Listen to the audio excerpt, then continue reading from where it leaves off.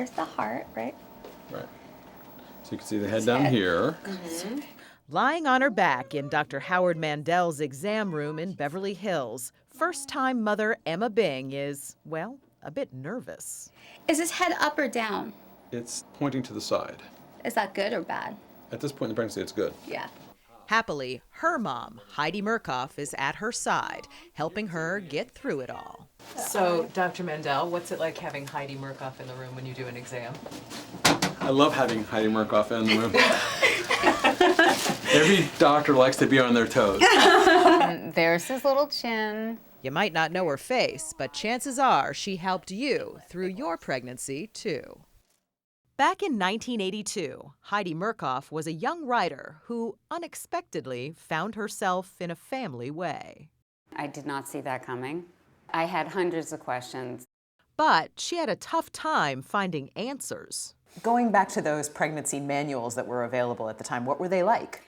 Well, very few were available. You know, there were doctor ones, which were kind of like, don't worry, honey, we'll take it from here kind of thing. So reading those pregnancy books at the time, you thought your fetus was doomed? Yeah, actually I did. I'd had a couple of drinks, and maybe a couple at a time, a couple of times a week. I find out I'm 6 weeks pregnant, and then I pick up a book that says, you know, alcohol is poison, you know. So clearly I felt I had a lot to worry about, and worry I did. So she did her own research and, with some help from her mom, started writing. Shortly after Heidi had little Emma, she delivered her first book, What to Expect When You're Expecting. What kind of response did you get initially when the book first came out? I'm not gonna lie, it wasn't good. The feeling was, you know, the couple of pregnancy books on the market, that was plenty. We didn't need more, that was enough. But among pregnant women, word of the book got around, and in a few years it became a must-read for anyone in a maternity top. Full disclosure, when I carried my twins, I kept a copy handy, and I was hardly alone. It's been estimated that 93% of all women who have ever picked up a pregnancy book have read What to Expect. And according to the latest numbers out this morning, What to Expect When You're Expecting has been on the New York Times bestseller list for 600 weeks. 600 weeks? It's more than 10 years, let's put it that way. More than 10 years. Can you even wrap your mind around? No, and I don't try to. Still, it didn't seem to make Emma breathe any easier. Are you less freaked out because of who your mom is? I think so. You think so? Well, the thing is, like, I mean, I'm pretty freaked out. Other freaked out moms can also go online and get their questions answered 24/7, often by Heidi herself. What about this idea that it scares women? Why are there some doctors who say, don't read it? I do think that they're speaking to older editions of the book. The thing is, it's a fine line between the right amount of information and, you know, the TMI, the too much information. I'm always walking that line. Knowledge is power, especially empowering when you're pregnant. It's a boy. The book doesn't have a plot per se, but that didn't stop Hollywood from making What to Expect, the movie. Making a human being is really hard. I have no control over my body or my emotions. The film was birthed last summer with an A-list cast that includes Cameron Diaz and Jennifer Lopez. Critics treated it like an ugly stepchild. And what'd you think? I thought that it was fun. It was fun. We were there for some of the filming. Clearly, there were a lot of beautiful women and a lot of very thin pregnant women, which is definitely Hollywood's interpretation of pregnancy. Yes. But while the movie was pure fiction, the book deals in facts, down to some pretty serious medical advice. You know, there are people who've said you're not a doctor. I'm not. And you're dispensing medical advice. And that's true, and yet the book is so carefully checked that it's used in a lot of hospitals to train interns. So you run it by doctors, everything that's in that book. Oh yeah, completely, thoroughly fact-checked. If you don't have an older edition, then I can't vouch for it because things change. Things change. Well, not long now. No. Well, now it's And like now, kinda after helping down millions to through their the nitty-gritty pregnancies, of something there's like only this. one No, mom on basically Heidi with the Murkoff's washcloth and mind. water. So no soap. No, you don't need soap. Good to know. And For even- Emma, pregnancy has been a mixture of joy That is so cute. and terror. Every little thing scares me. Every little thing I scares can me. attest to that. It's true. There's only one person in the world who says, Emma, it's okay. And I believe it, and that's her. And so when I'm in labor and when I'm out of control in the delivery room and she says, it's gonna be okay, I will listen. I'm walking to the sound, blood that moves around inside me. As Emma's due date got closer, so did her mom. That is so precious. For all the millions of books she's sold and all the advice she's given, the one answer Heidi Murkoff didn't have was how to wrap her mind around becoming a grandmother. I just had her, right? Just what had is me. that about? I blinked. I should never have blinked. You know, and all of a sudden, she's having a baby. Bless you, Lennox. Lennox Page made his entrance February 12th at 5 pounds, 15 ounces. Yeah? Good boy. Mother, baby, and grandmother are all doing fine, just as you might expect. Just find the pronoun in it, and 9 times out of 10 it's going to be the pronoun that's causing the problems. That will be the one word that you'll have to just take it out. And Teenage girls wrestling with adverbs and pronouns. Teenage girls, the kind who daydream about what to wear on Saturday night. But these teenagers are pregnant, and their minds are filled with thoughts beyond dreams about Saturday night. Think about what your baby will be like when it's a month old. And then what will happen about the first few weeks that you're back home, wherever you are, with or without the child. What will you be doing? Who will you be with? What will you be thinking about? And then think about what it'll be like. These are some of the 250,000 teenagers nationwide who are facing the uncertain and frightening responsibility of becoming mothers, unwed and often alienated from their families. Some pay their own way, others come with public assistance to agencies such as Florence Crittenton in Charlotte, North Carolina. Children learning to become mothers. Now you see these little feet that are stretching like this, okay? They confound sociologists, this new breed of sexually active adolescents, a cross-section of the entire social spectrum, rich and poor, black and white, runaways from broken homes, good girls from good homes. At Florence Crittenton, the girls all thought that getting pregnant was something that happened to other folks. Fran is 15. Some of my friends were getting pregnant, and I thought, God, that never happened to me. But I made the mistake. It caught it with me. A lot of people would say, you know, you're only 15 years old. It's really his fault. What do you think about that? No, it's just as much as mine as it is his. Because I didn't have to. I wasn't forced, so. Did you think about an abortion? I could have had one, but it had to be done within a week after I told my mother. But I refused to have one. Why? Because I decided I was going to keep my baby, but I wasn't thinking. And then again I thought, well, there's people out in the world who can't have babies, and I could give birth to one and give it to somebody else who can't have children. What's going to be the hardest thing about not keeping it? Thinking about it. Would anybody like to talk about that some more? Why you chose not to have an abortion? Some of you said that you just didn't feel like it was right. I lied about when I got pregnant, and they checked and they said, you know, you can't, that you lied, or you didn't know, you know, you're too far along. I was brought up Catholic, and it was always, it's my religion. And I was always conditioned to believe that. It was always wrong. That's probably the reason I was scared of having one, because it wasn't right. And it was really weird because when my parents found out, my mother wanted me to have an abortion. All this time she's been Catholic and she doesn't believe in birth control or abortion.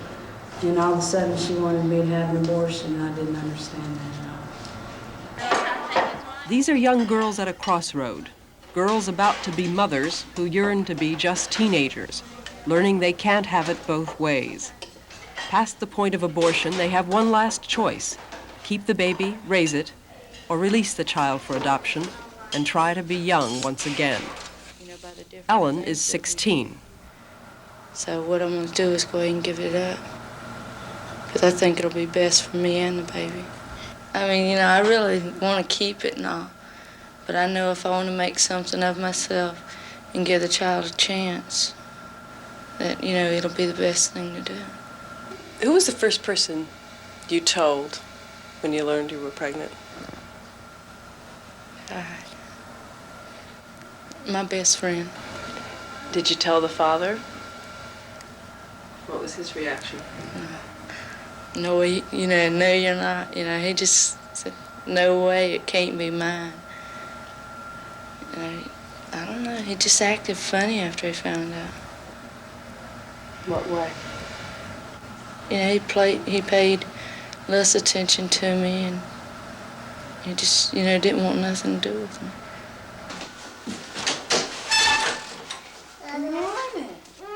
Sandy was once at Crittenton, pregnant at 17. She decided to keep her baby boy, named, she says, for Daniel Boone, because there was no one else to name him after. The worst thing is having all the responsibility on me. It's hard to know that. I mean, I realize that Daniel has a lot of needs, and it's kind of hard when I think that I'm the only person that he can look to. You know, it's not like he has two parents.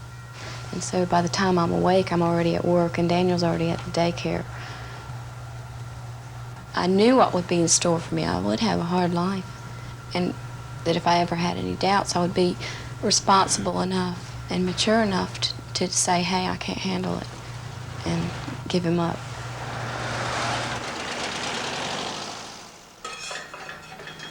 By the time I get home, I'm really tired, and it's hard, but, you know, I just fix Daniel something to eat.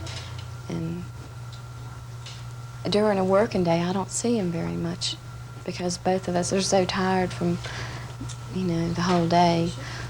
He goes to bed directly after supper, and then I'll have time to relax. I felt like I couldn't handle the dating scene anymore. I had been through too much, and I couldn't play all the games with the guys and pretend like I didn't have a child, and, you know, just so somebody would go out with me. I felt like nobody would go out with me if they knew about Daniel. Sometimes I feel like it's hard for me to relate to a guy when I'm more responsible than him, when I've been through more than him, and a lot more independent than a lot of men want their girls to be. But is it easier having a daughter and keeping the child than it would be to have had a son? I've thought about that a lot of times, and I think if I'd had a son, I probably would have released for adoption. This is a required meeting for every girl at Crittenton, a panel which includes a girl who released the child for adoption, a couple who adopted children, and a girl who kept her baby. On this night, Linda Matz sat in as well. I kept her for 4 months, released her 2.5 months ago. How old was she, Linda? 4 months. I miss her. Sometimes it hurts so bad I can't stand it, but then something always good happens then. I know it's the best thing for her. I wouldn't be as happy as I am now if it wasn't the best thing. I want more for her, and I want more for me. I'm being 16 again, and I haven't been 16 for so long. I admire you for, you know, keeping it and then releasing. I know that had to be just terrible. What happened to me with you saying about being selfish and everything, we were both real happy. We were on welfare. I didn't like that, but we were on welfare. We had to be. And we were both very happy, and I woke up one morning and said, where's my life going to be in 6 months? I wasn't worried about the first couple months. That was fine. But what about 6 months or a year from now? Am I going to want to be doing more? Am I going to want to be going to college? or doing things that I couldn't do with a baby. And that's just about where it started at, where I made the decision to release. So it was a gradual thing over several months, over several weeks, you began to realize that maybe the decision was not the right one for you? She was in the bathtub taking a bath one time, and I looked down at her, and I knew it right then. She needed more than I could give her. Yeah. But I called my counselor in the middle of the night and said I had made the decision to release. And a week after that, I did. I wanted to keep her for one more week and just hang on to her that long. My mother is not a good cook. Until I got to college, I thought broccoli was a yellow vegetable. I say this only so that I'll have credibility when I tell you how spectacular she is in so many other ways. She was known as the prettiest mother in our neighborhood, and the nicest. Maga, as we all call her now, will be 90 in a few weeks. And the other day when someone asked what the best advice she'd ever given me was, I realized that she never gave much advice. She just set an example. She was room mother, vice president of the PTA, and Girl Scout leader too. When my father died, leaving her a widow at age 43, she had to raise 3 teenage daughters alone, working as a government secretary. She did the grocery shopping, housekeeping, bill paying. She never complained. She never criticized. But I never realized how much she must have loved me until I became a mother myself. I just wasn't expecting to fall so madly in love. The fierce intensity of it. Different, of course, from the romantic love I feel for my husband, but equally consuming. Suddenly I realized how hard it must have been for my mom to just let me be, to cross the street by myself, never mind go away to college. When my daughter Meredith was little, she used to ask me what I'd like for Mother's Day. It was always something I could never have. To remember her just the way she was at that very moment. The tilt of her head, her smile, especially when her baby teeth fell out. Now, my daughter has a baby. His name is Teddy. This is her first Mother's Day as a mom, my first as a grandmother. And though I always promised myself not to be one of those grandmas who's constantly making people look at baby pictures, well, you see what I mean? So what am I hoping for this Mother's Day? Well, once again, I don't think I'm going to get it. Years ago, I told Meredith that as I got older, I hoped to be as nice as my mother, Maga. My daughter replied, "No one is as nice as Maga, so don't even try." Happy birthday. Thank you. What a wonderful occasion, a double occasion. A few weeks back, there was an early Mother's Day party of sorts in New York City. Happy birthday, dear Shirley. First, it was my mother Shirley's 89th birthday, but there was another reason as well. It was a party for a book I've written called In My Mother's Closet, Memories from More Than 40 Very Different Women, many who joined me at the party. That's a great picture. That's such a cute picture. Oh my God. The idea for the book came from my 2 daughters, Ariana and Natalia. These 2 were fooling around and saying that they used to sneak into my closet and I didn't know. And of course I knew that they snuck into my closet, and I snuck into her closet big time, in her drawers and everything.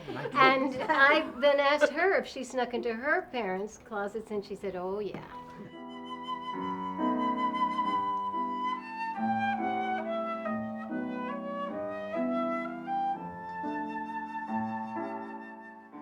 For most girls, it's a part of growing up, sneaking into the closet, dressing up in mommy's fancy clothes, and hoping not to get caught.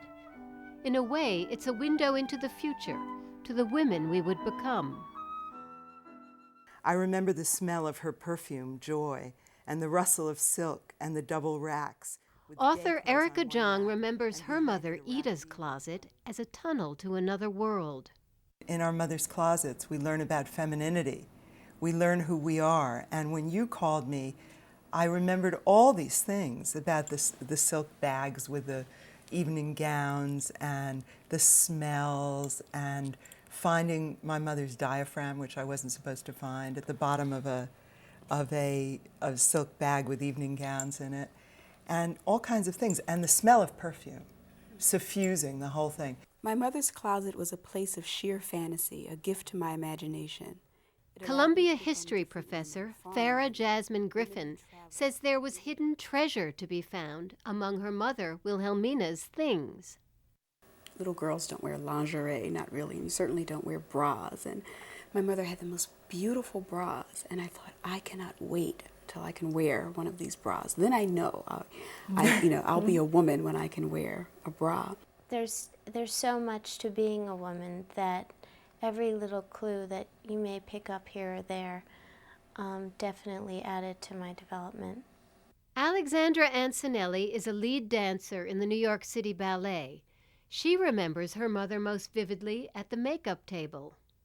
We'd sit at the vanity and I'd just kind of inspect her and watch her, and the first step of transformation was the face.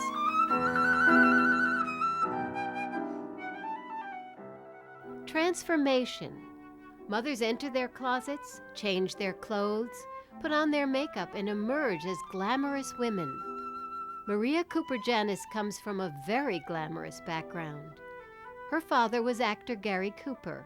Her mother was Victoria, but people called her Rocky. My mother had a drop-dead figure and a gorgeous face, but she never thought she was beautiful. Here she would be all done up and looking fantastic, and yet I knew that she was about the shyest, most insecure person I'd ever met. And I would see her putting on this act. We dress for ourselves, and we dress for courage. And I think that Maria hit upon something very important. You know, that a shy person getting all gussied up is looking for courage. But if the clothes our mothers wore when they went out told us something about them, so did the clothes they didn't wear, the clothes hanging in the back. I think that what going into her things taught me was that there was a time in her life before I came along where she did get dressed up, and quite a bit. And so it was just, I didn't know that particular woman. And I also think, so it opened up a series of questions about what her life had been like before I came along. You know, you get born out of the womb, and then you get born into a woman. And what happens between you and your mother in that interim, whether your mother allows you to be a woman or not, frees you to be a woman, makes all the difference. In all that kind of imaginative play, there was never a moment where she said, you cannot be that. She was just going to give her daughter the freedom to know that you can do any of these things and that I will do anything to support you.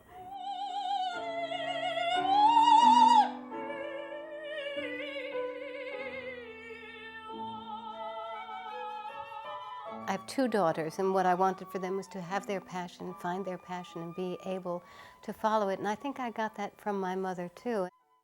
I know that in her closet there was one beautiful green silk dress, and I subconsciously realized that when I made my debut at Carnegie Hall, I wore a green silk dress. And there was a real connection that somehow my mother had said, you can go forth.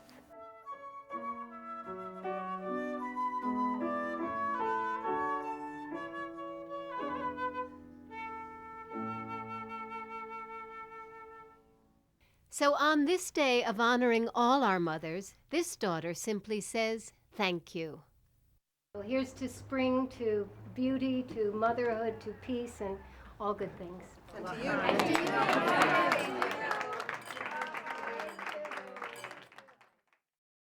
Haven't ever planted any plants. Today, we're going to plant some special plants. And did you talk about that at all in school? Yeah. Okay. Let's see if anybody who hasn't had a turn to talk can tell me why we're going to plant these plants. Anybody know?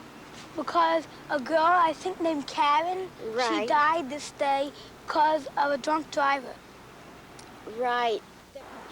Once a week, some children from a Philadelphia suburb commemorate something many of them are too young to even comprehend. In this park, they plant flowers in Karen Cody's special place. Betty Cody helps them do it. Here, okay? Now be careful. Put it down. Carefully. Okay, and pack the soil and tight around them. It keeps alive a mother's memory of her daughter who was killed by a drunk driver. The way Karen died was so useless. For no reason at all. No reason at all. And I don't want Karen's death to have, she was killed uselessly, and I don't want it to be useless. I want to help others so it won't happen to them. Betty's hopes come too late for Pat Neiman. On this road, only yards from her home, it has already happened again. 2 children, 2 drunks, 2 deaths. Well, this is my daughter, Teresa. She was 19 years old, and she was killed by a drunk driver June 22nd, 1981. The man who killed Teresa was given 1 year unreporting probation, no fine, and $80 in court costs. It was a 63-year-old man who killed Teresa. This here is my son Joseph, and he died January 23rd. He was also killed by a drunk driver of this year. It's 7 months apart that they've been killed. Both by drunk drivers? Both by drunk drivers. Another accident took the life of Joe Tersey. He was 20 when a car crossed the line and plunged into his pickup. The man behind the wheel drunk well beyond legal limits. His mother, Marie, thought this only happened to other people. Why us? Why Joe? How come it happened to me? It was not supposed to. Then I learned there was 26,000 other families asking themselves the same question that year, 1980. Joe's death was devastating for his mother, for his family. But it's the driver's soft sentence that nearly drove them crazy. And I knew that the man that hit Joseph and killed him had a blood alcohol level of 0.27.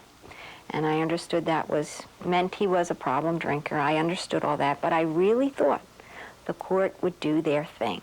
And I thought he would go to jail. And what happened? He walked out in January with 4 years probation and $151 in court costs. And that's when I really... Marie Tersey was so angry, she went mad. That is, formed the first Pennsylvania chapter of Mothers Against Drunk Drivers. Pat Neiman joined her. So did Betty Cody and others. Would you like to sign this petition to go to President Reagan to get drunk drivers off the road? Encompassed. More and more families are standing up and saying, we won't take any more of this. We absolutely want to be involved because we want to see some kind of justice done for our loved one that was taken away from us. It's damn mad, that's us. They must get involved with the court case immediately. They must go to their district attorney. They must make him prosecute vigorously. They must make him see that they want no plea bargaining. They want no negotiated plea. They must send a letter to the judge explaining what grief they have gone through. The mothers you've met lost their children to the roads of North suburban Philadelphia. But the area is not unique. On the average weekend night in America, 1 in 10 behind the wheel is too drunk to see straight.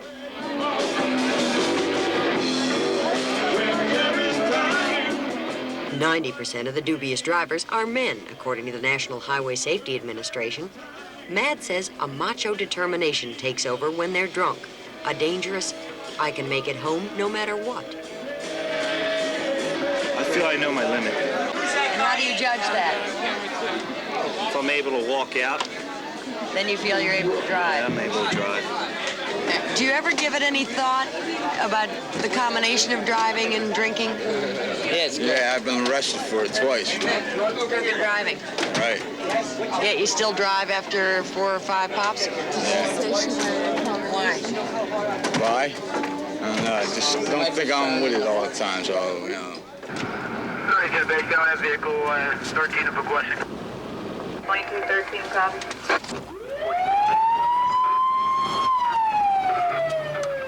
Critics say police are often hesitant to stop drunk drivers here because the courts seem to just let them go. M.A.D. started in every state with just one person, but, you know, it's not the person alone that does or that makes M.A.D. what it is. It's all the victims and concerned citizens that are just so angry that they're willing to go out and speak to others, who speak to others, who speak to others, who speak to their legislators, who speak to their judges, who live next door to people who are influential, or even people who aren't, but who will mention it to their boss. It just is like a word-of-mouth thing that builds and builds and builds, and the word is out. We don't want drunk drivers on our roads. To the toe. Heel to the toe. Keep your feet right on that line. This 18-year-old has hurt no one. I'll take you into headquarters for a breathalyzer test. Sure. Okay? You're watching him being arrested for the first time. But what this young man doesn't know is that the score he finally blows makes him 25 more times likely to have had a crash than if he were cold sober. Pennsylvania, in order to be determined legally drunk, you only need to have a blood alcohol content of 0.10, so you're over the legal limit. But like most first offenders in Pennsylvania, this driver does time only while waiting for his brother and will probably be sentenced only to a driver re-education course. Well, finally, the judges are beginning to see that, my goodness, their lenient sentences are just making the problem even greater. And after all, they have children, they have loved ones. Finally, we are getting to the point where the people, instead of saying, boy, I could have been that drunk driver, now they're saying, my child could have been that victim. The wreckage caused by drunk drivers has been called a national disgrace. They kill 71 people every day. And unless they kill themselves, most return to the road right away. Estimates say only 1 in 2,000 is ever caught, and of those, only about a fifth lose their licenses in court. My husband was killed by a drunk driver August the 28th, 1979. Rita Schiavone was supposed to be one of the rare cases. The man who killed her husband, Jerry, actually was sentenced to jail. But Jerry's killer stayed there only 2 days. And he was put on a community program, community confinement program, where he was, they told me, incarcerated in his own home, would have to report to the rehab center weekly, and could not receive visitors, and this was his punishment. Last night, I attended a chapter meeting of Parents Without Partners. It was my first exposure to this group, and I walked into a crowded room. There were hundreds of people there. There was an open bar, and the person standing next to me was the man who had killed my husband with a drink in his hand. It's not fair. My husband was given a sentence. He could make no appeals. He is serving that sentence. He's dead. My children have no father. I have no husband. It was a good family. This man has been given 2 trials. He appealed. He hasn't been carrying out his sentence. He's not in jail. He's outliving his life. Their loved ones are up there pulling for us, and they're even pushing us in the right direction, and that the only way you can actually feel a kinship to someone who has passed on is to still actively work in their behalf. And that's what I feel we're doing here. And I feel my son is saying, give him hell, Mother. And I feel that's what I'm doing. It tortures Pat Neiman to think of her 2 lost children, so she works for M.A.D. with the help of her son Joe's widow and child, and keeps her anger alive instead. I may be one of the lucky ones, if you can say losing a child is lucky. Because in both cases, the doctors told me that if they lived, they never would be the same, because extensive brain damage was done. So I have to say, maybe it's better off that they're dead. And how in God's name can a mother say anything like that?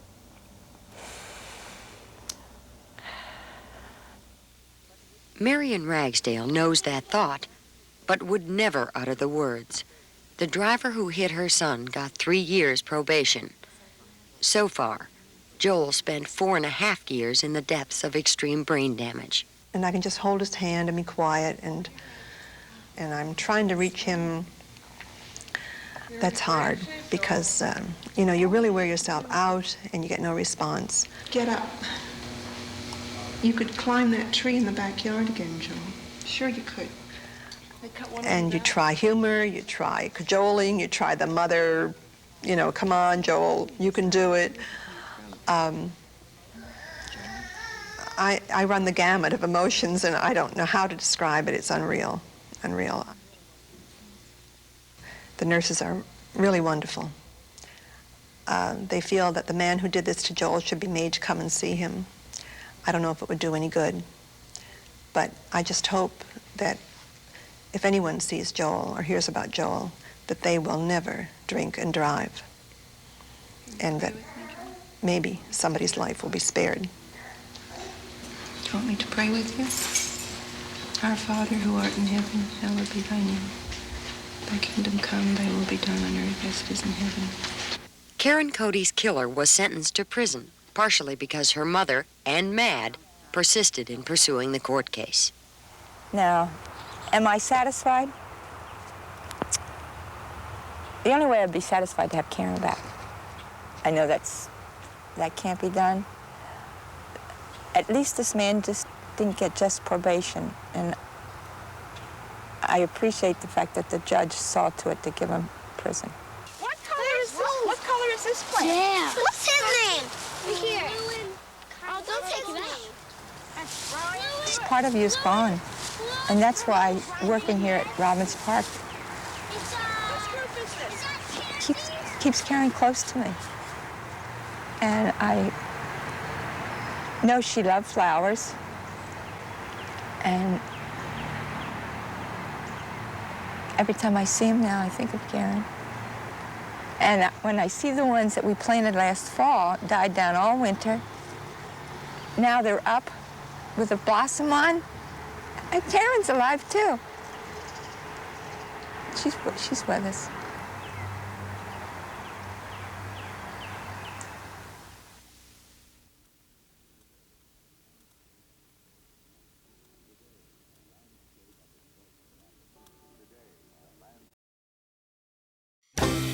And here's the first movie of little Gloria herself. Frightened by the curious crowd, she flees into her aunt's car. She was born into one of America's wealthiest families. Gloria Vanderbilt is going on 13 now and quite a sports enthusiast. And from the beginning, the world was fascinated by the trials, travails, and adventures of glamorous Gloria Vanderbilt. Her sensationalized childhood, her careers as an actress, artist, bring out stretch and lots of colors, and jeans designer. It's a shame to call them jeans. Did you always have a sense that the whole world seemed to be watching everything you did? Never. I still don't. I really do never read anything about myself. I do look at the picture, though, because I'm very vain, I guess. And I hope it's a vanity, good vanity, vanity, vanity, all is vanity.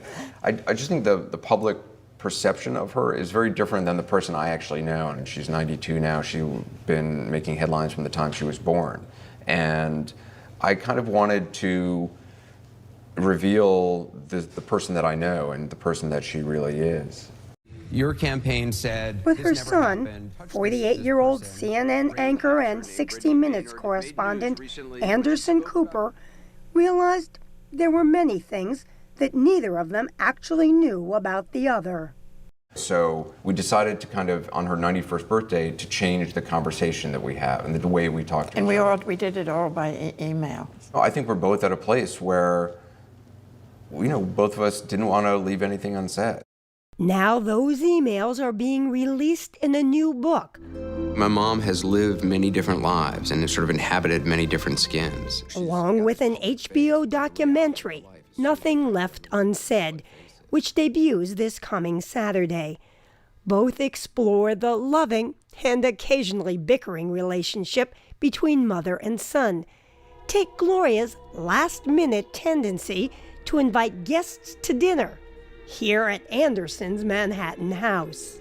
Well, I haven't done it that much. No, it was just once that or twice is probably enough. Yes, yes.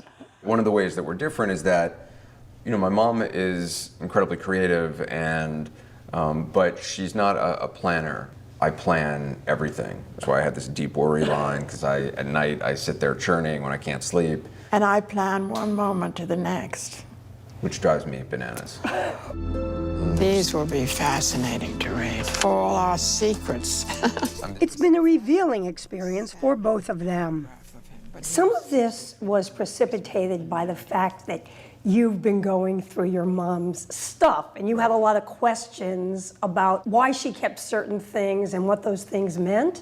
I'd find letters from Howard Hughes to my mom, or Leopold Stokowski, a famous conductor, and who my mom was married to, and I started asking her about it. This is what he looked like when you first met him? I knew him for a week and married 3 weeks later. Really? How old were you? 20. Did any of your friends think it was weird? I don't know. I mean... Why did you save all these things? I believe everybody should, because it gives you a frame of reference, and it gives me a sense of knowing who I was then, who I became, who I am now. It gives one a sense of time and a sense of one's own history, so to speak. And what a history. Her father, Reginald Vanderbilt, whose family forged a shipping and railroad empire, died in 1925 when Gloria was just a toddler. At 10, she was dubbed the poor little rich girl when her aunt fought her mother for custody, and won, in part because it was alleged that Gloria's mother had been in a lesbian relationship. I never heard the word lesbian. I didn't know what it meant. And I became terrified that I would too become like that, because it was then considered something that was a sin and a crime and something that was very terrible, Anderson, you say that you held off telling your mother that you were gay until you were actually out of college. I came out in high school to my friends. Part of it in the back of my mind was I had heard that my grandmother had been accused of being a lesbian, and I'd known that as a child it had affected my mom. But I also knew that deep down my mom would be fine with it, because she had gay friends who were always in our house growing up. Indeed, it was fine. And in the spirit of nothing left unsaid, the two delve into that most private of personal experiences, as in this exchange in the book. Perhaps the only thing more embarrassing than hearing about your sex life was discovering it was more interesting than my own. Well, I do think it's important to have a sense of humor about sex. Sometimes, unable to sleep, I count lovers instead of sheep. And there were plenty, including Frank Sinatra. But it was Wyatt Cooper, Vanderbilt's fourth and last husband, and father of Anderson and his brother Carter, whom Gloria considers the love of her life. He was a writer, editor, and former actor. They met at a dinner party. I just knew we were going to be very important to each other, This is one of your paintings. This is a painting I did of me with Wyatt, yes. It's so beautiful. Well, the lighting is so great here. It gets great light. This is such a sweet Yeah, it's a Valentine's card my dad gave to me, and then he used to do a lot of doodles of our family. But the Cooper family was shattered when Wyatt died of heart disease in 1978 at age 50. For me, it certainly changed who I was. I think the person I was before was a lot more sort of interesting and outgoing. I became probably much more introverted and very concerned about what catastrophe was going to happen next, and it made me much more of an adult.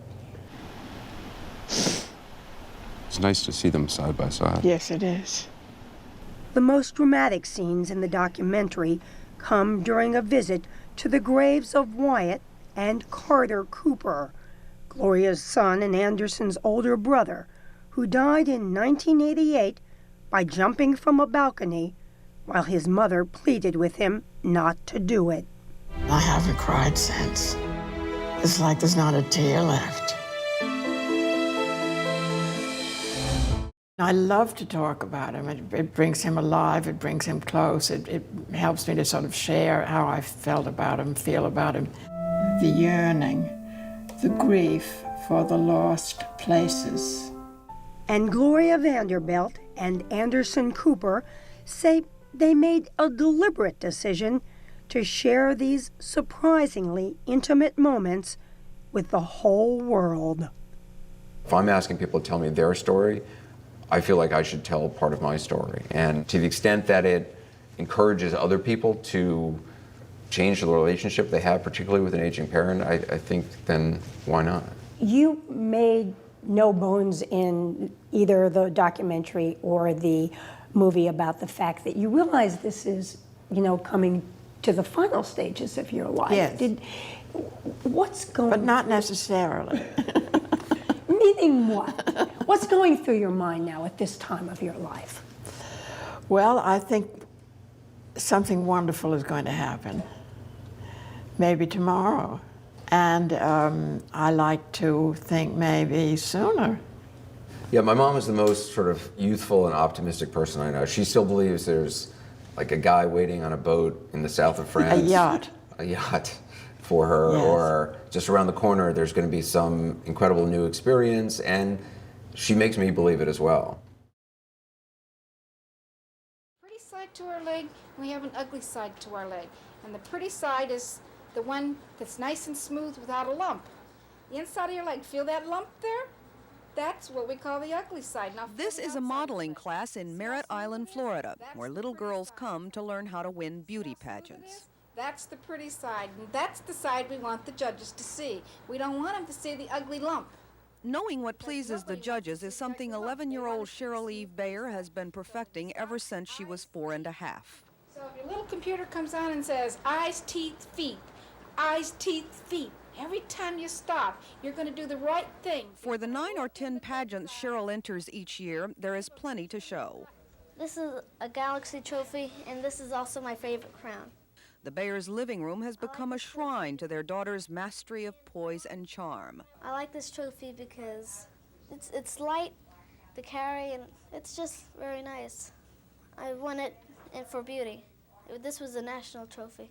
Cheryl is the last of 7 children born to Gloria and William Bayer.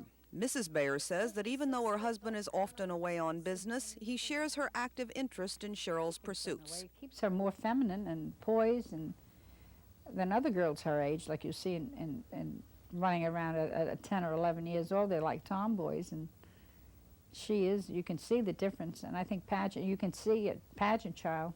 I'd like to be an actress or a model, or maybe even Miss America. I'd like to be one of those, or all 3, or just 2. I'm curious about the Miss America. Why that ambition? Well, because for one thing, you get a lot of prizes and you get all this publicity. After that first pageant she was in, that was it. I'm telling you, she was pushed herself, and we didn't have a talent in the beginning, the first few years there. And then she realized you really have to have a talent. Have you decided what routine you're going to do now for the pageant? And so the fine-tuning began. Now every day after school, Mrs. Bayer and Cheryl drive off in pursuit of accomplishment.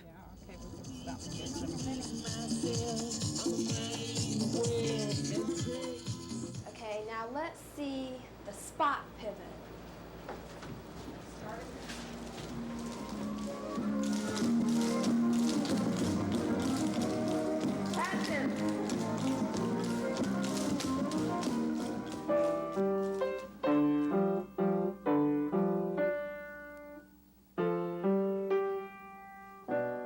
And as if all that's not enough, this very determined young lady is now working to develop yet another talent.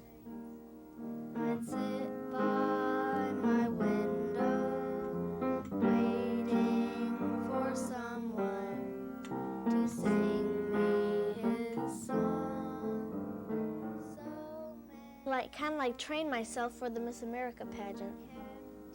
Because I know Miss America, you need to be talented, need to have some talents, and in pageants you need talents too.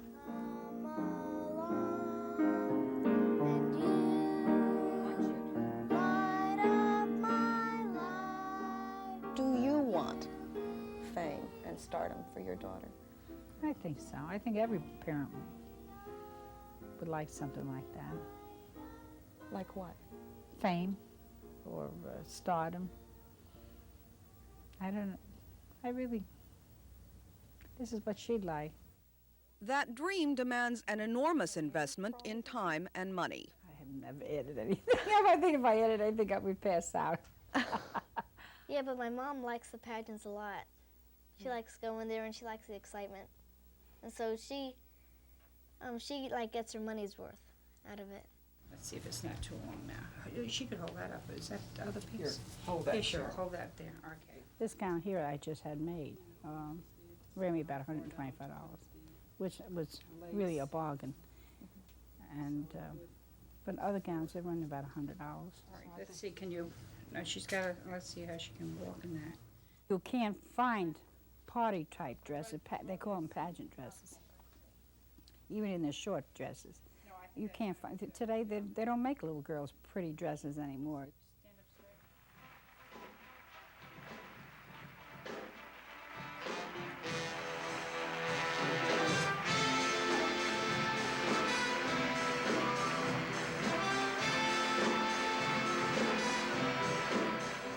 At last, it's Philadelphia. Here's what Cheryl and her mother have worked so hard for all summer long.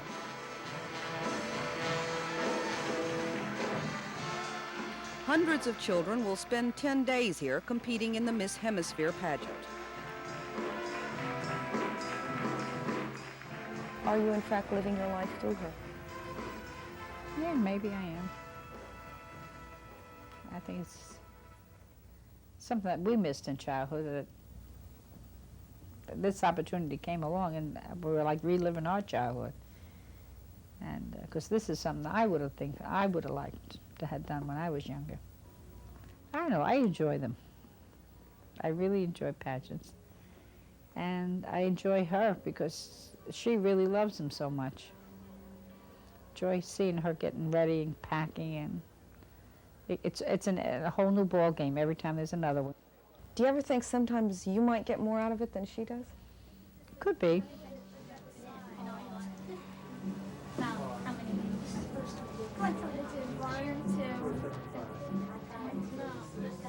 By the time Cheryl arrives backstage for the big event, the Bayers have had to foot the cost of entry fees, banquet fees, hotel rooms, meals, plus a brand new wardrobe for Cheryl.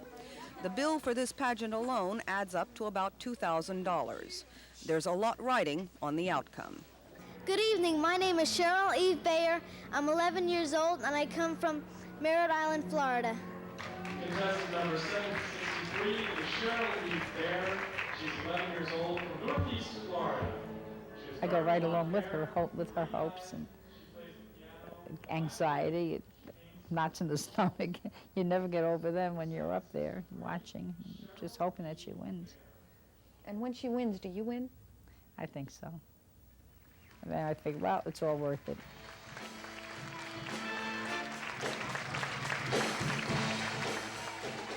This year, Cheryl will relinquish her national title, Little Miss Dream Girl. Up till now, she has won scores of awards in the Little Miss group for those ages 6 to 10. This, however, is her first attempt in the preteen division, 11 to 13-year-olds. Contestant number 782 is Kristen Hammond. She's from Dayton, Ohio. When the curtain goes up for the announcement of the top 10 finalists, her mother listens closely for the call of Cheryl's name and her number, 763. That's Cammie Hagan. Contestant number 805 is Stephanie Spence. Contestant number 784 is Justin Mahalchek. Contestant number 778, that is Carrie Beth Noel Gibby.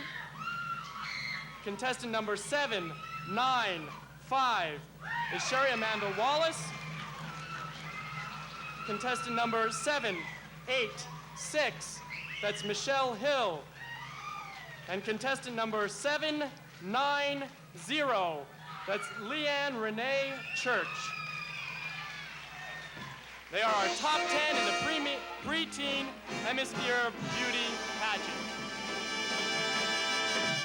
I can't say I wasn't disappointed, because that'd be a lie, you know. Every mother wants their daughter to win. Mariana on Tuesday night was crowned Little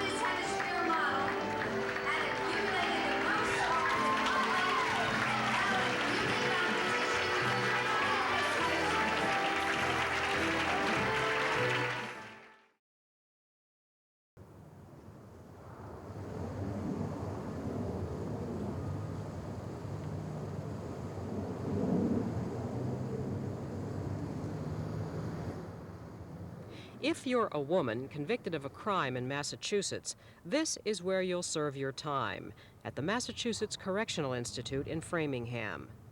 There are usually about 300 inmates here for offenses ranging from drunk driving to murder. Most of the prisoners are mothers. At this institution, unlike any other in America, a unique link exists among the women, their families, and the outside world. Jean, a little while ago, a woman called from Solomon Carter Fuller Center. She was on her way over. Tucked away atop a Boston church is the headquarters of a group called Aid to Incarcerated Mothers, A.I.M for short. I had some real concerns about where my son was going to live, what would happen to him now that I was in prison. I was just totally confused about the whole legal system. I didn't know anything about custody and guardianship. I just felt real confused. If the van didn't run, if there was no van, I would not see my daughter. She currently is living with her father. They do not have a car. There are no other immediate family members who would be available to bring them out to see me. A.I.M was started because mothers in prison and their children were really forgotten. And state agencies would say, well, they're not our responsibility. And another one would say, but they're not our responsibility. How do you intervene? Lila Austin is co-director of A.I.M. So women were falling through the cracks, and they were receiving very few services. I mean, the Department of Corrections held their physical custody, but they had never been involved in terms of parenting issues, providing services to families.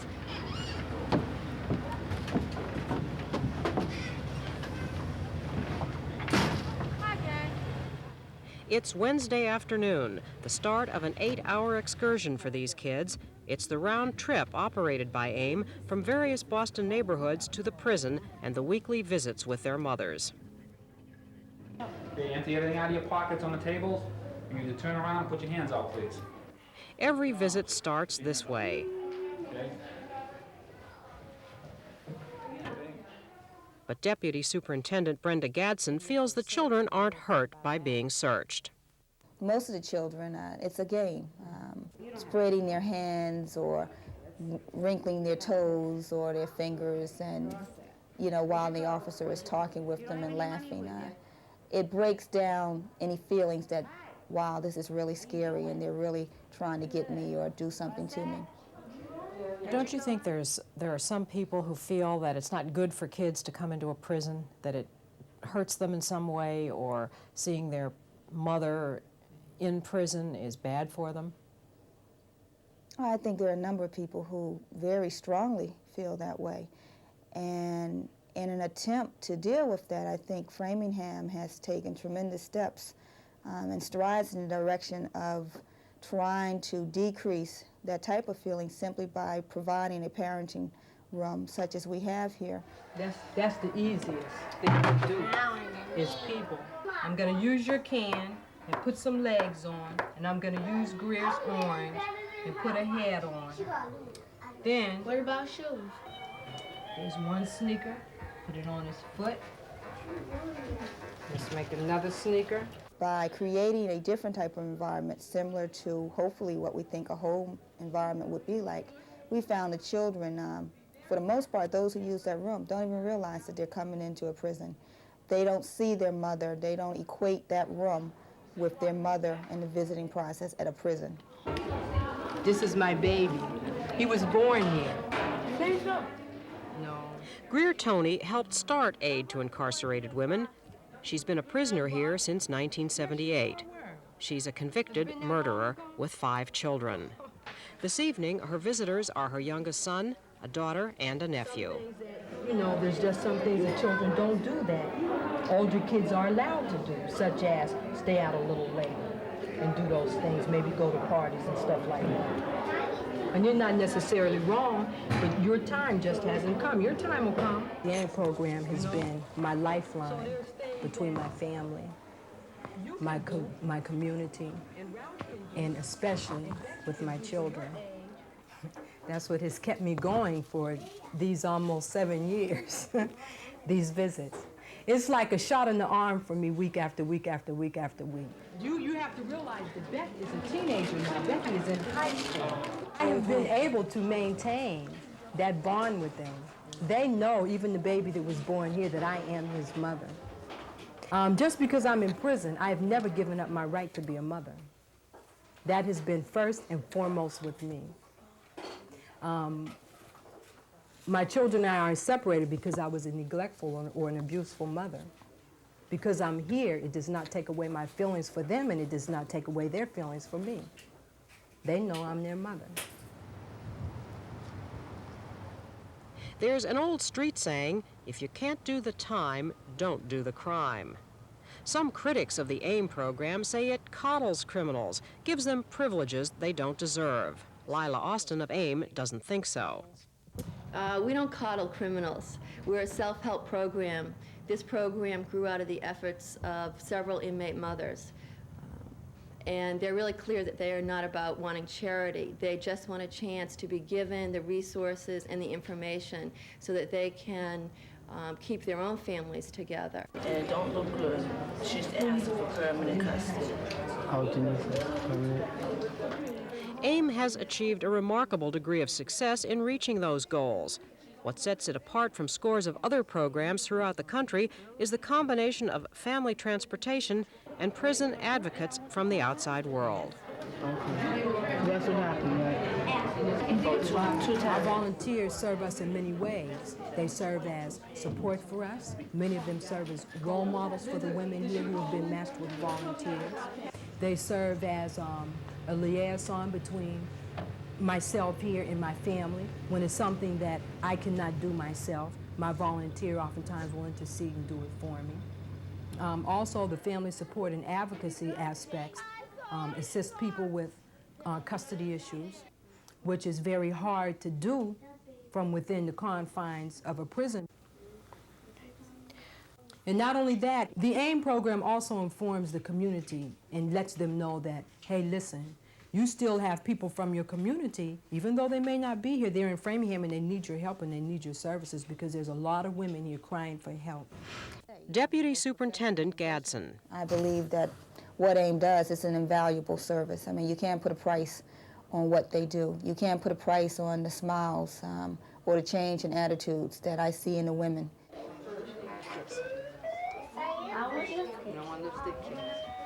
Come here, give me a hug, Dan.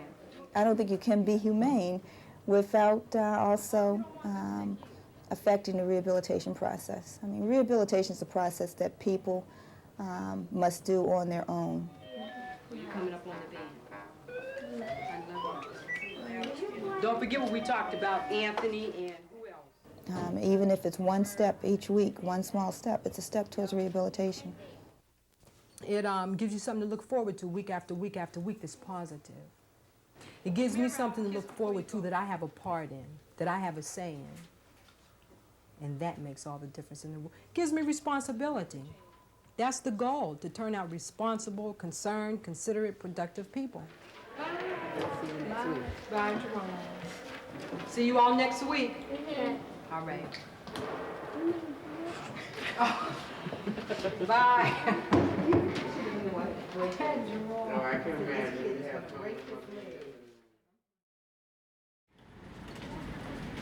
It's their big night. The race is on. Melissa and Michael Mussman from Brooklyn, New York have rushed to the OSF St. Francis Medical Center in Peoria, Illinois. They're having their first child. And they've barely made it. Only Melissa's not the one giving birth. Tracy is. She's a surrogate. New science and new laws are making for a new day for birth mothers like Tracy. She asked us not to use her last name, and parents like Melissa and Michael, whom we first met 3 weeks earlier. Just thinking about it now, I get tears in my eyes. It's gonna be a very emotional moment for me, both of us. A month after their wedding in 2006, Melissa had non-cancerous tumors removed from her pelvis and abdomen. Radiation treatments made her infertile. How difficult was it when you learned you wouldn't be able to have a baby yourself? In the beginning, it was difficult because every little girl dreams of getting married and having a baby. But before the surgery, Melissa saved one of her eggs. So with Michael's sperm, the Mussmans could create an embryo through in vitro fertilization, a test tube baby. But they still needed a willing woman and her healthy womb to do the rest. So, Melissa, how many people do you have working here? 14. New Jersey lawyer Melissa Brisman found the surrogate mother for the Mussmans. Is it like a dating service? It is like a dating service, and both people can say no. Just like She's a leading matchmaker, connecting surrogates with people who can't have children themselves. Well, these are the intended parent coordinators sit here. What does that mean, intended parent coordinator? They call the clients, and they go over what the clients are looking for in their carrier. We're really trying to hit people who are 26 to 42, who have given birth before, who like being pregnant, who want to help a couple, and certainly, don't mind making some extra money doing it. Surrogacy today is a far cry from the late 80s when Americans were gripped by the Baby M case. Mary Beth Whitehead agreed to carry a baby for a New Jersey couple using the father's sperm and her egg, which meant Whitehead was the baby's biological mother. I'm the one that went the 9 months. I've given this baby life. After giving birth, she wanted to keep the baby. The highly publicized court battle ended with Whitehead losing custody, but she was given visitation rights. Here, sit down. Today, attorneys like Melissa Brisman, herself the mother of 3 children born through surrogacy, create contracts that are airtight, You need me to sign those? assuring that the baby's carrier is simply that, a body with a uterus, no genetic ties to the baby. We have never had a carrier that we found and screened actually want to keep the baby. It was always on my mind that I wanted to do something like this, but I really Surrogates today are more like Gina Scanlon and Jennifer, again, first name only, both from the Pittsburgh area. I've always been curious. Scanlon, 42 years old, is a portrait painter and mother of 3. These are the girls I delivered. She delivered twins as a surrogate 2 years ago, and now, in part because her husband Brian needs expensive surgery, Scanlon is pregnant again. In contrast, this is Jennifer's first try as a surrogate. She's a 36-year-old stay-at-home mother of 2. being a mother, I can't imagine life without my children. And so, it really came to the fact that I would really like to help another couple have a child that they otherwise could not. And what about you, Gina? What do you think is inside of you that said, I want to be a surrogate? I love being pregnant. It's a great experience. And having met friends and family who have experienced infertility, their choices are limited. I felt that I wanted to do this for someone else. Did you ever worry, first time, that you would not want to give up those babies? It was never something that entered my mind. Never at all? No. And you go into it with the thought that you're doing this for someone else. It is not your baby to give up. It's their baby from the start. And the end is the reward. The end is being able to deliver this baby and turn it over to the parents and see they've been waiting for years for this to happen. And it finally happens where they're holding their own child, and it's so worth it. These are the twins she delivered, and these are their parents, Tom Pistula and Jeffrey Liu of New Jersey. Tom is a college professor, Jeffrey an accountant. Iris and Ivory were conceived with an egg provided by an egg bank and sperm supplied by Jeffrey.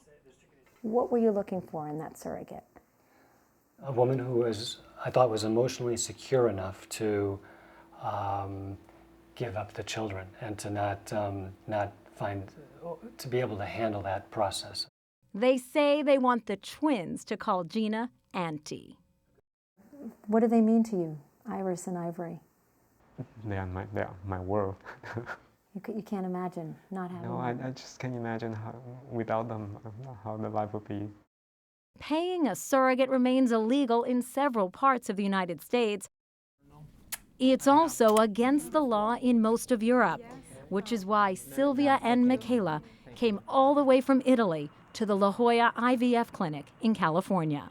You have two absolutely textbook beautiful blastocyst staged embryos, okay? And these are the two that we would like to place. Sylvia lost her uterus and almost her life after a miscarriage.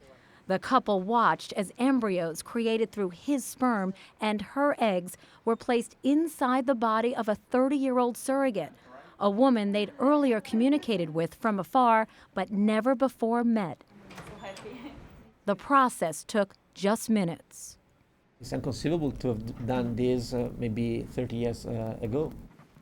A few weeks later, they will learn the procedure was a success, and it's twins. It's a miracle. The miracle has a high price. The fee for the entire surrogacy process ranges from $80,000 to well over $100,000.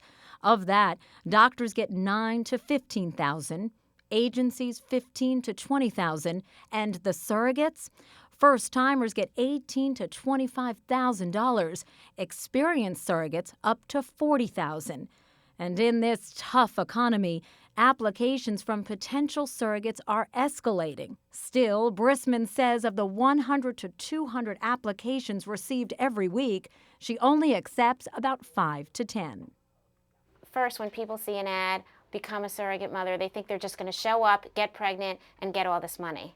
And once they actually fill out the application and become interviewed, they actually understand what it means. And only the ones who have some altruistic nature are the ones who are really going to make it because nobody else would do it. Some criticism, some feminists who say, this is like wombs for rent, mothers for hire. It's like prostituting yourself. What's your reaction to that? It's kind of offensive. It's insulting. I was going to say, what does it make you angry when you hear something like that? A little bit, yeah. It's a service that you're providing, if you want to think of it that way, more than it's an exploitation of your body. You're not selling your body. All the same, surrogacy remains an act raising questions about our whole notion of motherhood, that unmistakable bond between mother and child. The definition of motherhood is changing over time. Like, it's not necessarily the woman who gives birth who is the mother. That's very hard for people to accept. And I think in a few years, or maybe 10 years, this is just going to be old news. Back in Peoria, Melissa and Michael Mussman's world is about to change forever. It's a little boy. Michael can't hide his delight. As for Melissa, she can't keep off the phone. You hear him? Overwhelmed with joy, happy. I just want to thank Tracy for everything that she did for us. And Tracy, who's now very much in the background, just doesn't want to cry. I'm ecstatic for them because this is a great gift for them to have, and I got to be a part of that, and it makes me really happy and joyful to know that I could make someone else's life so happy. The happiest gift of all, the gift of life.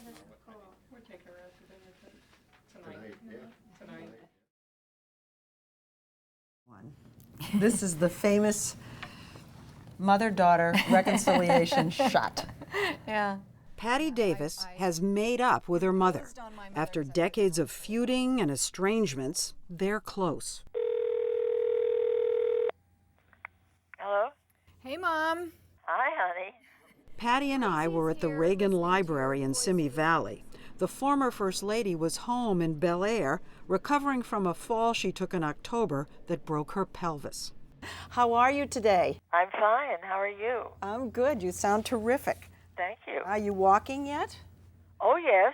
I walk with help, but I've graduated from the wheelchair to a walker, and now I'm on a cane. And continuing to improve, says Patti, who visits her mother, who's 87 now, each Sunday afternoon. And I call my mother at the end of every day. Every day? You call your mommy every day? Mm-hmm. Good girl. Good girl is something she must be proud to hear. She told us that healing the rift with her mother has been a slow, difficult process that began about 15 years ago. Was there a moment? Was there an incident I think it was an evolutionary process. Certainly my father's illness was a lot of it. There was a moment that I think contributed to really walls tumbling down. I apologized to my mother for whatever pain I might have caused her. I said, I know I've caused you pain. It was never my intention to do so. I never set out to hurt anybody, but I know that I did. I know I caused pain, and I want you to know I'm sorry. That must have been a moment. Was that hard to say? It really wasn't. I think it surprised her. It brought her to tears. And eventually, it brought them together. Now at 56, Patti's written a book about that and about how other mothers and daughters relate to each other with stories about famous women like Lorna Luft, Angelica Houston, and Lily Tomlin.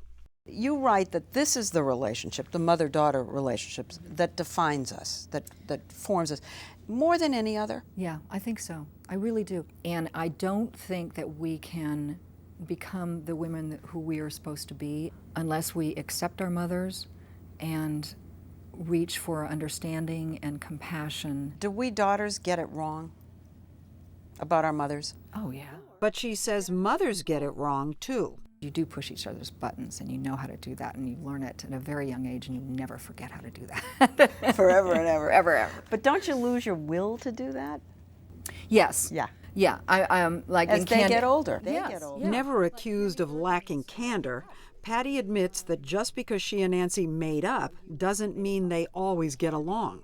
You know, let's not be like a Hallmark card here. It wasn't like, oh, suddenly everything was just fine and they're pink and rosy. It's not that there are never moments of pushing buttons, but still nobody pushing. leaves. No, come on. Still pushing buttons?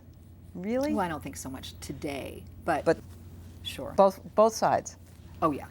Yeah, Mrs. Reagan, how would you describe the relationship today? Oh, our relationship today is fine.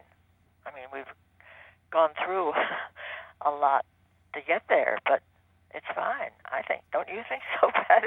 Yes, especially since your only grandchild came into the... Yes. Yeah.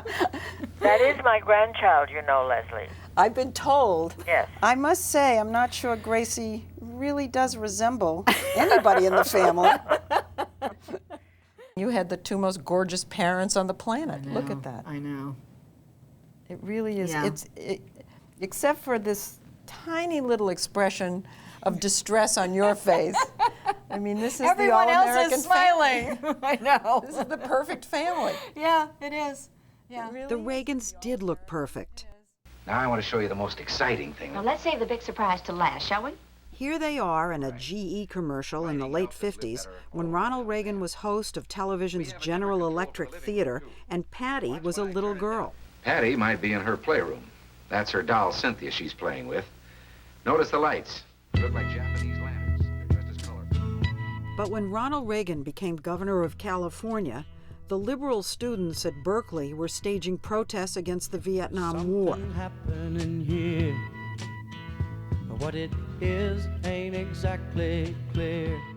It was the thick of the 60s, and Patti, at 14, was embarrassed by her parents' conservatism.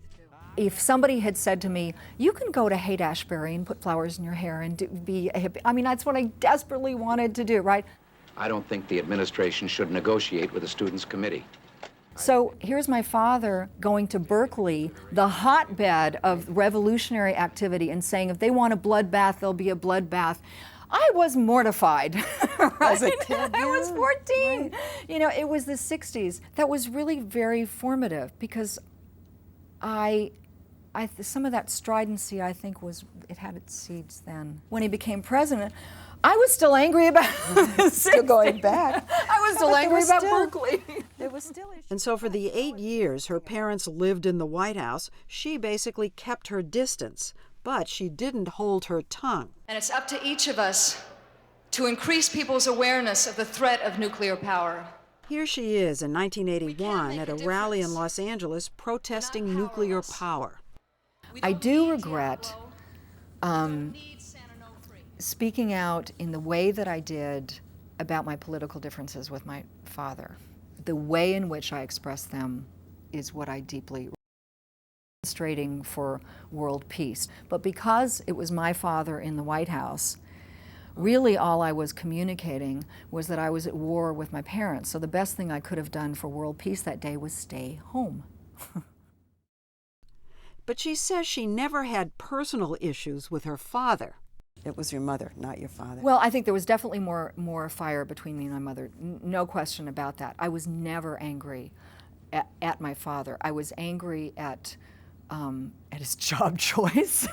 I was angry at his career choice. I was angry at politics. Mrs. Reagan remains a controversial figure. I was White House correspondent during the Reagan presidency and got some sense of the strain between the Reagans and their daughter, for instance, over her objection to having Secret Service protection. It was such an intrusion into my life. I mean, I was 28 years old. Suddenly I'm being followed around by Secret Service agents. I was a single woman. The whole time your father was president, you had Secret Service protection. Pretty much. Did you shake it sometimes? Look at that smile. What are you thinking? Well, I guess it doesn't matter now. I signed off from them the last 4 years. She says her father stayed out of it, but the Secret Service tried to talk her into keeping the detail by warning her that she could become a target for kidnapping. Kidnappers are smart. I mean, they'd look at the Reagan family and they go, we're not going to take Patti. Who would pay for her? During those years, Nancy was careful to say as little as possible about Patti.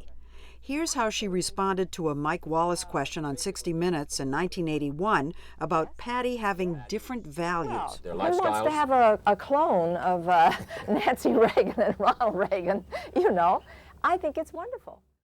My relationship with Patti has been one of the most painful and disappointing aspects of my life. But when she wrote and recorded her autobiography in 1989, Mrs. Reagan was more straightforward. She was defiant, even angry from the beginning. And with Ronnie away so often, I was the disciplinarian.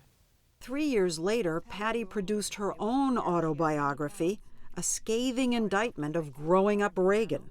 Among other things, she wrote that her mother abused her and abused prescription drugs. The Reagans issued a statement at the time saying, "We have always loved all of our children, including our daughter Patti." You said that when you apologized to your mother, you told her that you did not mean to hurt her. Is that really true? Because I remember when the book came out, and I thought you did mean to hurt her. That was the sense. You know, I think I didn't sit there and say consciously, I am going to hurt my mother. I think I felt that I'd been hurt, and so I was justified in doing that. I think that's probably. This was like firing one of those big missiles at your mother. This wasn't a little internal family feud kind of thing. Yeah. Do you understand why she forgave you? And did she? Did she? Sure. I think you learn as you grow older to honor and accept the history that you had, but not to keep going back and turning over every stone and looking at every detail, you know? So the two of you have never done that? No. No. In a poignant open letter to the American people in his own handwriting, former President Ronald Reagan notified... Ronald Reagan revealed that he had Alzheimer's disease in November 1994. 4 months earlier, in July, Patti appeared nude in Playboy. She was in her early 40s and living in New York. Her mother came to see her. I hadn't been speaking to her for a long time, and she hadn't been speaking to me. I mean, my mother did the not speaking thing well, too. It's often a two-way street. Yeah, right. we did that exile thing really well. I got that this is not working. This is not good. So we sort of started with baby steps then. Most mothers and daughters go through this experience, this period. However, at the end of the journey, they'll probably be back together. There is hope. Sounds like a campaign slogan. It felt surprisingly intimate. We walked along a path where President Reagan's funeral was held. Here, I just remember your mother. I mean, everybody knew how much Nancy and Ronald Reagan loved each other. In the days leading up to her husband's death, Mrs. Reagan needed someone to lean on. She reached out to her only daughter. She collapsed in your arms, feeling frail and vulnerable. And she said nothing will ever be okay without him. Yeah. It's one of those role reversal moments that it's huge. I mean, it's huge, because here's your mother weeping in your arms like you know you did in her arms when you were a child. Thank God you were there. Think about her if you hadn't made up. Do you think like that? I do. I think that I'm very, very lucky.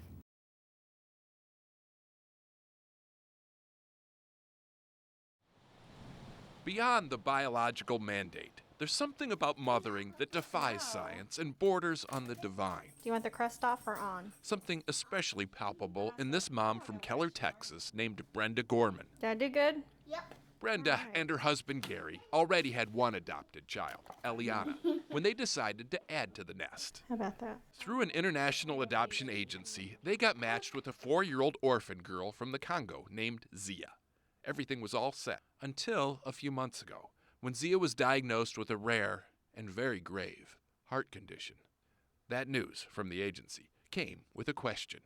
Do you still want her?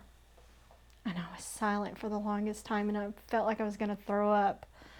I said, are you kidding me? She's our baby.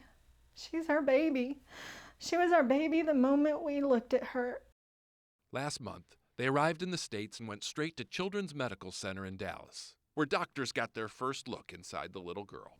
That's a heart? Mm-hmm. That's a human heart? Well, that's her heart. Neither of those big bumps at the bottom are supposed to be there. Yeah, they've said they've never seen it before.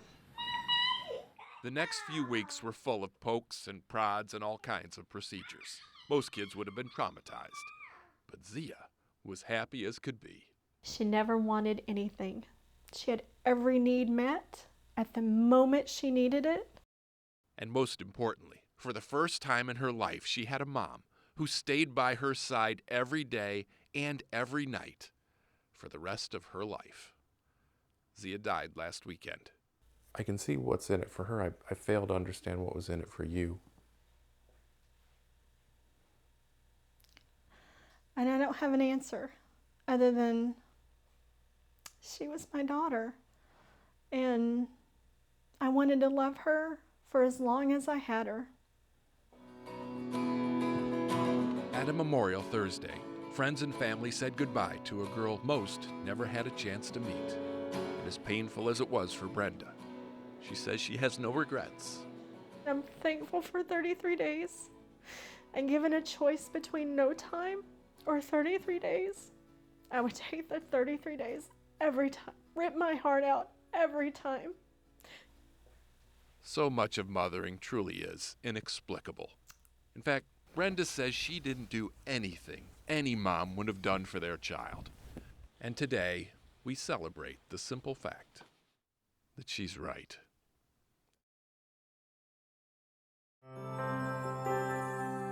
If there really is such a thing as a storybook life, Joe and Barbara Saltzman seem to have it. In the early 1960s, they lived and loved and worked and played in Southern California. But the real magic happened when their sons arrived, Michael and then David. Growing up, they were just so darn cute. And they always got us aggravated and annoyed. And in the end, they were just such delights. They made our lives so wonderful. Life, of course, wasn't always perfect. It never is. But for Barbara and her boys, it was close enough. Dad taught journalism at USC. Mom was an LA Times editor, and the kids did okay too. After graduating Yale, Michael Saltzman made a name for himself in the TV business, writing and producing shows like Murphy Brown and later Mad Men. Little brother David went to Yale as well, but instead of TV, he wanted to write children's books. His senior project, in fact, was this: The Jester Has Lost His Jingle. 64 vividly drawn pages about a very happy court jester in a very sad kingdom. The story turns when the jester makes a little girl in a hospital bed laugh out loud. What'd you guys think when you first saw the Jester book? Well, I was amazed at the quality of the illustrations. I didn't think he was very gifted as an artist. I never knew that. And suddenly I'm looking at this book and the illustrations are incredible. And then the message, I mean, he's the only person in the world that would rhyme sense of humor with "I have a tumor." I mean, who rhymes like that? Who thinks like that? At the time, David had no idea that he'd soon have a hospital bed of his own. How did you find out he was sick? He didn't get sick until his senior year. He called me on October 10th and he said, "I have good news for you. I'm going to go to the doctor and get this cough cleared up." And then he called from the doctor's office and he said, "The doctor is saying something about Hodgkin's. I don't know what he's talking about." And that night, Joe and I were on the plane to New York. Hodgkin's lymphoma, a kind of cancer, was destroying David's lungs, and the usual treatments just weren't working. He finished The Jester, and in May of 1989 graduated Yale with honors. But within weeks, his health and his dreams faded. David Saltzman died in March 1990, just before his 23rd birthday. David wanted to personally share The Jester Has Lost His Jingle with children and read it to children. But when he no longer could, sorry, I vowed that I would make it happen. You made him a promise? I did. And his father, Joe, also made him that promise. And his brother, Michael, and that we would see that the book would be published as he envisioned it, and that it would be given free to every child in the country with cancer. It wasn't an easy promise to keep. Every year, more than 15,000 children are diagnosed with cancer. But before the Saltzmans could even think about giving the book to kids in places like this, they had to find someone willing to publish it. We took it to all the publishing houses, and we were told it was too long, Rhyme doesn't sell anymore, it's too expensive to make. And my mother felt all of that was wrong. Undaunted, Barbara convinced Joe to use their house as collateral, and the Saltzmans published The Jester themselves. She's like a benevolent Terminator. She will not be stopped. If she doesn't get the answer she wants from you, she'll keep asking until you give her the answer she wants. So off they went, our fearless two. In the 20 years since, Barbara has taken The Jester to every hospital she could find, to every children's cancer ward, and to every bedside. Today, it's a bestseller with more than 250,000 copies in circulation. But you can't measure the book's value in numbers alone. Better than medicine. Mark Caton is a pediatric surgeon at New Jersey's Goryeb Children's Hospital. He was also David Saltzman's Yale classmate. When I've seen this help a lot of people and put a smile on their face, at times when you wouldn't predict people should be smiling. Whenever I feel like crying, I smile hard and... For whatever life they have on this planet, that book makes them laugh. Every night they go to bed laughing. Maybe they don't make it, but the time they have on Earth, they've had a wonderful experience, and that's what this is all about. And he walked his funny walk, and he danced his funny dance. What do you think he'd think of Mom up there wiggling? He would say, you know, she's always been nuts. Whatever it takes to fulfill that promise, right? And basically, you know, short of hooking on Hollywood Boulevard.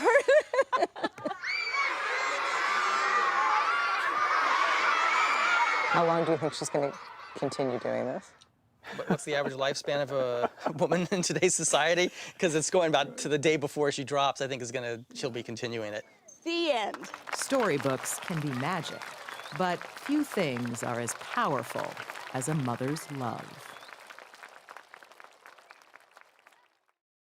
Mother's Day. Candy, flowers, murder. Today we're going to pay our respects to the Rogues Gallery of Terrible Mothers. I want to talk to you about that communist tart. Shut up with that, Mother, shut up! After all, who would you rather watch? June Cleaver? Oh, wouldn't you know? Didn't eat his tomato again. Or Olivia Soprano? You want some lunch? I got eggplant. As fans know, plotting her son's murder was payback for getting shelved in a nursing home. David Chase, The Sopranos creator, has said that both Livia, the hideous anti-mom, and her son, Tony, the seriously macho mob boss, are actually based on his mother. Wait until you're abandoned. But this isn't as crazy as it sounds.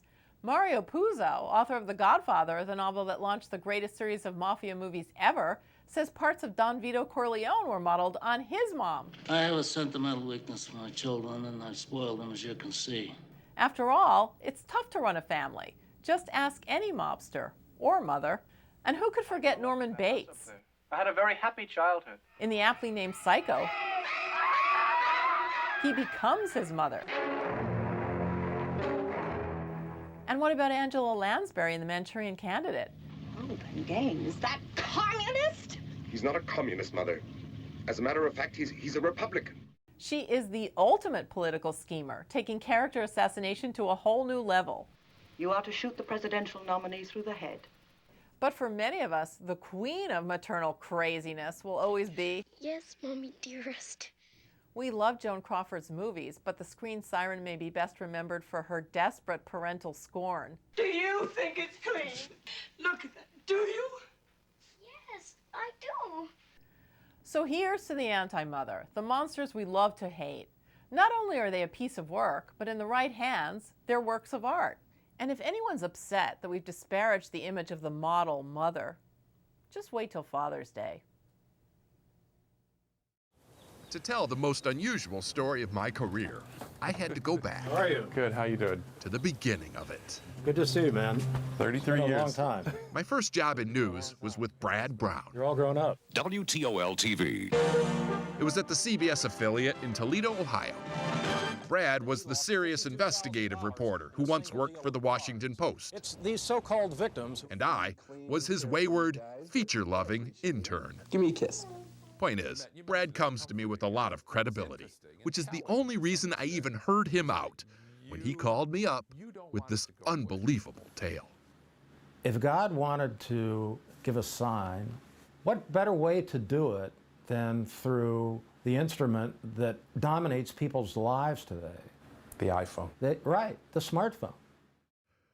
Brad's odyssey with his iPhone began after his mom died in February. Janet Brown. At one point, one of the highest-ranking women at the Pentagon was buried just last week at Arlington. Brad says he was making these arrangements when, 3 days after she died, he hit the mail icon on his phone, and for the first time in his life, his mail didn't come up.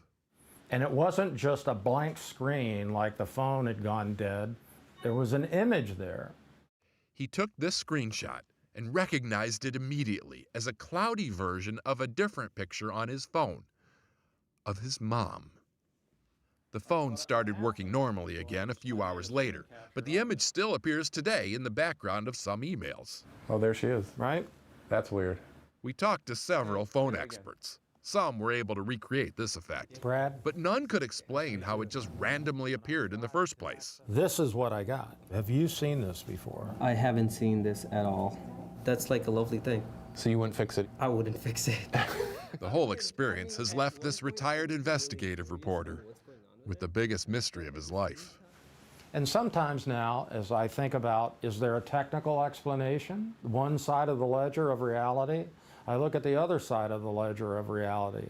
Is this the blessing that God is giving to me? On this Mother's Day, lots of people will be missing their moms, when all of a sudden, maybe a rainbow will appear, or a bluebird will land on the windowsill. Mere coincidence to many. But Brad Brown says until proven otherwise, it's okay to believe. It's your mother calling.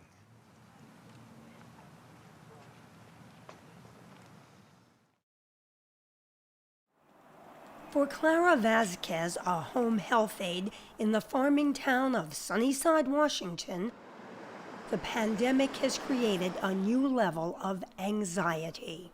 Well, I'm here to take care of people that need me, but who can take care of my son? I don't have no one. She and her husband, Augustin, a long-haul truck driver, barely make ends meet. With school now online, they can't afford a regular sitter for 7-year-old Kevin and must rely on a patchwork of friends and family. And one of the things that my son always says when he goes to bed is, who's going to watch me? He worries. He can't sleep right because he doesn't know where he's going to be. So it's heartbreaking to me because there's days where I just say, I'm just going to see who answers me so I can drop you off. She fears he's falling behind in his schoolwork and yearns to be home to help. Financially, how hard would it be for you if you had to stop working? It's just going to put us more into debt, and I just can't afford to leave my job because if I do, I won't be able to pay my bill. Mothers are in an impossible situation. They're doing their own job, their child care workers' job, and their children's teachers' jobs. Professor Joan C. Williams is founding director of the Center for Work-Life Law at the University of California's Hastings College of the Law. What's your call volume like now during the pandemic versus what it is in normal times? Absolutely unbelievable. We've had a 250% increase in people calling us. Washington did provide some early relief for families, but many people were ineligible, and most of that money has already run out.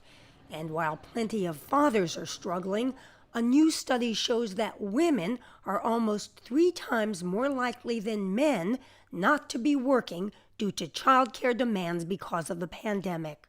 57% of moms now report depression and anxiety compared to only a third of dads. 80% of mothers now say they're doing most or all of the housework and homeschooling. It's almost like people were just holding it together and the whole infrastructure is crumbling. Well, you know, we were already in a crazy situation in the United States. I mean, we're the only industrialized nation with no paid parental leave. It was a Rube Goldberg machine from the beginning, and it just broke. You may have seen the funny images of multitasking moms, but Williams says many mothers are facing serious indifference or even hostility from employers. All of them are feeling really, really embattled right now. I was working for a Fortune 50 institution. I was working as one of the leadership in that organization's cybersecurity department. But it all collapsed in March. Danielle Mia's company told everyone to work from home. Because of COVID-19, her babysitter could not come to the house. Her husband helped, but has a high-pressure job too. Mia had most of the responsibility for baby Logan. How did the company react toward this circumstance that you were in? I worked in a primarily male-dominated environment. You know, I started noticing comments here and there that suggested people were not comfortable with it. You know, having the baby on a call with me or like bringing him onto a conference line would make people uncomfortable. So uncomfortable because they didn't like seeing a baby in a work environment? I just kind of received veiled questions like, you know, when does he eat or like does he ever sleep? And I also felt bad because I wasn't dedicating the same amount of attention and care that I normally would to the staff or to the call or to the meeting because I was preoccupied with him. It got tricky very quickly. Soon she found herself left out of key meetings. And actually someone made that comment to me of, we're just not going to invite you because you're off doing mommy duty. Did you ever talk to superiors in the company and say, look, I'm struggling here, can you give me some relief? I did. And the response was, you have to do these things or your career's in jeopardy. And that, to me, felt like a threat. She finally resigned. You couldn't struggle anymore. Yeah. And that's what kills me, truly. This was a job that I had worked for 10 years, you know, minimum. I'd busted my butt to get there. I was bitter. I was really angry. Mia was able to find a new family-friendly job at a similar salary, but not everyone is so lucky. I'm still unemployed. It's been a few months, and I've been looking every single week. Hey, do you want to color? Come on. The San Diego insurance company where Drisana Rios was an account executive switched to work at home just as her 1- and 4-year-old's preschool shut down. Her husband's an essential worker gone all day. She says her manager immediately laid down the law. He right away would say, I do not want to hear the kids on client calls. Didn't want to hear them? Yeah, he didn't want to hear them on client calls or see them, right? He would just question, my availability, which I didn't understand because I was available all the time. She says a male colleague with children was treated differently, but no matter how hard she tried, she says, her boss would not let up. And I said, what else do you want me to do? Do you want me to lock my 1-year-old in a room on his own? And he just responded, figure it out. So. Figure it out. And I was just crying. I'm like, okay. So I reported the discrimination to HR via email. And a week later, they let me go. And I believe it is 100% retaliation for bringing this up because I was doing my job. So the case is for wrongful termination and retaliation. Daphne Delvaux is suing on behalf of Rios. In its legal response, Hub International Insurance Services denies each and every allegation Rios makes and says that she was let go for legitimate business reasons, including her failure to perform her job duties. But Rios is part of a trend.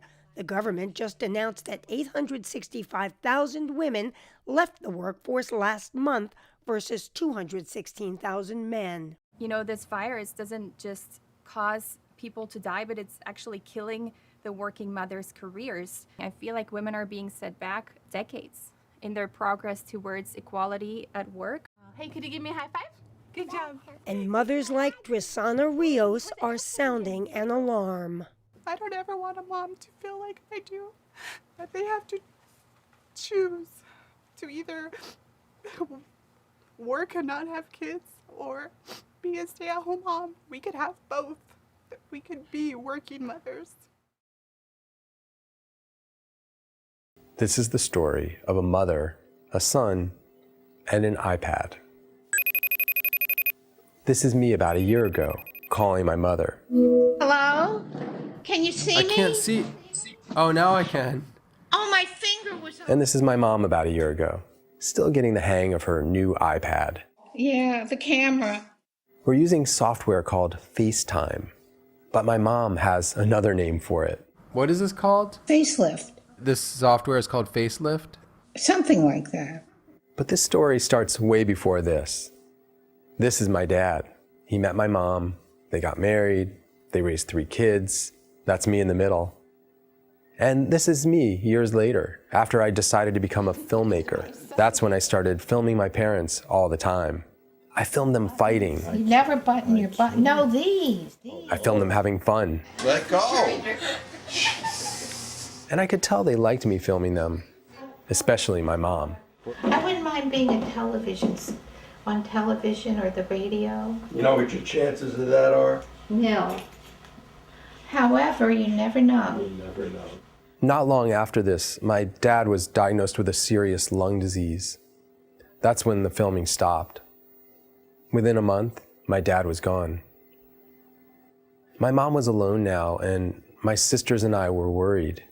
So for her 70th birthday, we bought her an iPad, which brings us full circle. I can't hear you. Wait, I lost your voice. It was a rocky beginning. Hello? But once she got the hang of it, hi. We started talking all the time. How's it going? And I noticed she especially liked talking about show business. So just like before, I started filming her. I call our conversations My Mom on Movies, and I share them on YouTube. From Justin Bieber's monkey. I don't think he really cared about his monkey. To Miley Cyrus twerking. What was it called? Turkey or twerking? Is that what it is? Our videos have a loyal following. And these days, reporters are calling my mom. We've been on radio shows. Hi, Pat. This is Faith. Thank you for joining us. Thank you. And in newspapers. But the best part of it all is that these chats have brought us closer together. The conversations usually start with something about the movies. What do you think about Bradley Cooper and how he's living with his mother? You think that's nice? Oh, yeah, I do. But they always move to something a little more personal. How would you like it if I lived with you? Oh, I'd love it. It'd be like a dream come true. Why? I like you. And I miss you. When people ask me about it, I say, everyone should get their mom an iPad and do a web series with her. It might make her famous, and I promise, it'll go much deeper than that. I think about her every day. We are forever linked through one of the best jobs of my life. She is my daughter's other mother. I came to motherhood through a side door. Long after I'd given up the dream of getting married or becoming a mom, I met a single dad who was raising his young daughter alone after his first wife had passed away. She was 8 years old when her mom died and 11 when we met. After a couple years of dating, her dad and I got married. And a few months later, we completed our adoption. There have never been any step, half, kinda, sorta qualifiers in our family. No, I have been a lunch-making, laundry-folding, carpool-driving, full-time mom. I joke about the drudgery, but I know how lucky I am. Bittersweet twist lucky. Because of my daughter's first mother, her loss, the loss of her young life, ends up being my gain. When my husband tells our daughter, "You get that trait from mom," she lights up with pride. We all know who he's talking about, and it's not me. And I'm fine with this. My motherhood bucket already overflows with so much more than I thought I'd get to experience. I was the one who got to tuck her in at night, to talk about boys, to shop for her dress for the school dance. That was my lap she sat in the first time I let her steer a car down our quiet street. I was the one who got to share the giggle when her school bus driver told her she looked more like me than her dad. Actually, we look nothing alike. I have a dark complexion, and she has eyes so blue, someone once told her they look like two deep swimming pools. The truth is, with each passing day, she looks more and more like the beautiful young woman in the photo I see in her bedroom. That was the first photo I hung when we moved in together all those years ago. I told my daughter, "Your mom will forever be one of my best friends simply because she made you." That photo now hangs in her dorm room. In August, my husband and I took our daughter to college, and I was the mom who got to experience that day. And so I find myself thinking about my daughter's first mother, realizing no Mother's Day is ever promised to us. If I could send my daughter's first mother a card, I would write, "Thank you for sharing this incredible journey with me. Together, we have raised one awesome girl."